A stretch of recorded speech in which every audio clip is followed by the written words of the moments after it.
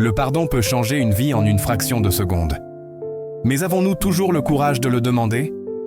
Je vais vous raconter l'histoire de Thomas, un jeune homme de 17 ans dont la fierté a failli tout détruire.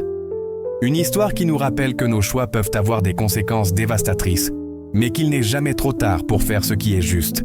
Thomas était le leader incontesté de son lycée. Intelligent, charismatique, il avait tout pour lui.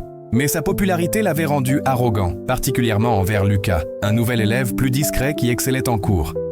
Un jour, lors d'une présentation importante, Thomas a délibérément saboté le projet de Lucas.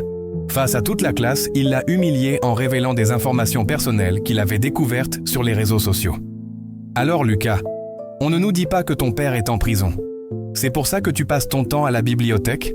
Le silence qui a suivi était assourdissant. Lucas, les yeux remplis de larmes, a quitté la salle en courant. Les rires moqueurs ont résonné dans le couloir.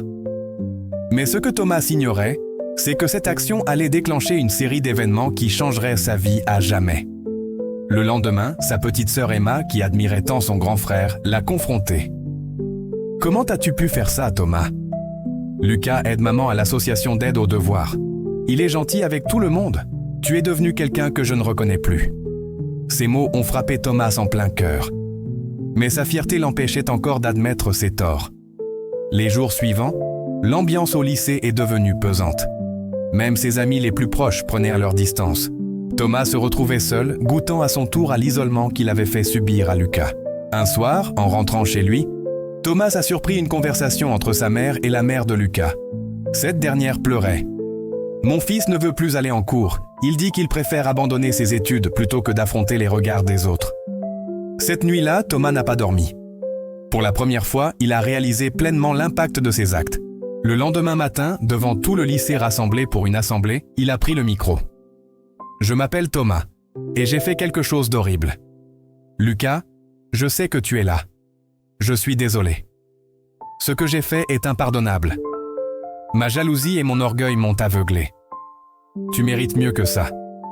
Et je suis prêt à faire tout ce qu'il faut pour réparer mes erreurs. » Le silence était total. Lucas s'est levé lentement. Les secondes semblaient des heures. Puis, contre toute attente, il s'est approché de Thomas et lui a tendu la main. Ça demande du courage de reconnaître ses erreurs devant tout le monde. J'accepte tes excuses. Cette histoire ne s'est pas arrêtée là. Thomas et Lucas sont devenus amis, travaillant ensemble pour lutter contre le harcèlement scolaire. Leur histoire est devenue un symbole dans leur lycée. La leçon est claire. Le vrai courage ne réside pas dans notre capacité à dominer les autres, mais dans notre volonté d'admettre nos erreurs et de demander pardon. La fierté peut nous empêcher de voir nos fautes, mais l'humilité nous permet de grandir et de devenir meilleurs. Si cette histoire vous a touché, n'oubliez pas de vous abonner à la chaîne et de partager cette vidéo. Ensemble, nous pouvons créer un monde où le courage de demander pardon est célébré plutôt que vu comme une faiblesse. Merci d'avoir écouté cette histoire. À bientôt pour de nouvelles aventures qui nous font réfléchir et grandir ensemble.